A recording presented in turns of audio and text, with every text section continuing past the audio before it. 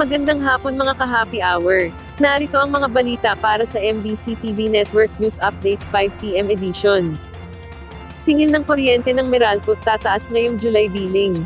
Yan ang MBC TV Network News ni Edniel Parosa.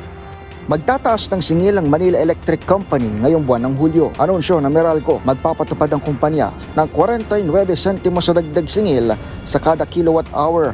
Katumbas ito ng 98 pesos sa dagdag sa bill ng mga pangkaraniwang kumukonsumo ng 200 kWh. Paliwanag ni Meralco spokesperson Josel Dariaga, dulot ito ng nagtaas ding generation at transmission charges. Partikular na nag-reflect sa singil ay ang paghina ng piso kontra sa dolyar, lalo't mayorya umano sa energy sources ng Meralco ay dollar denominated. Naramdaman din umano ang 12 araw na tensyon sa pagitan ng Israel at Iran na nagpamahal naman sa pamdaigdigang krudo. Pero sa kabila ng ceasefire sa Middle East, sinabi ni Zed Dariaga na hindi pa rin masabi ng Meralco kung may dapat bang asahang ginhawa ang mga consumer sa susunod na buwan. Para sa MBC TV Network News, ito si Edniel Parosa na Laser H. Una sa Pilipinas, una sa Pilipino.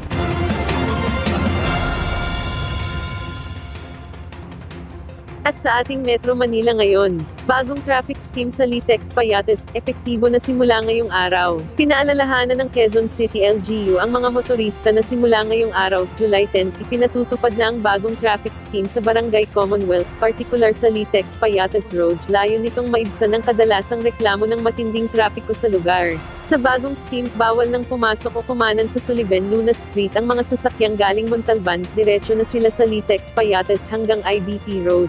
Samantala, ang mga galing Commonwealth Avenue patungong Montalban ay hindi na maaaring pumasok sa IBP Road, sa halip dadaan sila sa Sullivan Lunas Street papuntang Litex Payates, maging ang mga galing IBP Road patungong Montalban ay bawal na ring kumanan sa Litex Payates, diretso na sa Commonwealth at pasok sa Sullivan Lunas Street. Bilang paghahanda, inalis na ang mga vendor sa daan, inayos ang mga tawiran, at ineskolto ang Sullivan Road. Ang hakbang ay alinsunod sa Resolution No. 332 Series of 2025 ng Barangay Commonwealth.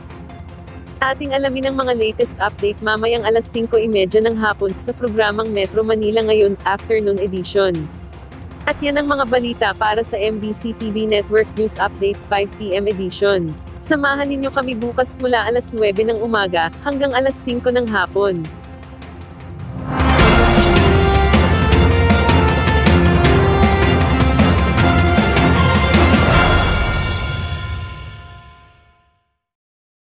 Mga ka-happy hour, kung gusto mong manood ang mga balita sa MBC TV Network News Update, mag-subscribe sa aming YouTube channel, i-like ang aming Facebook page, at i-follow sa aming TikTok account.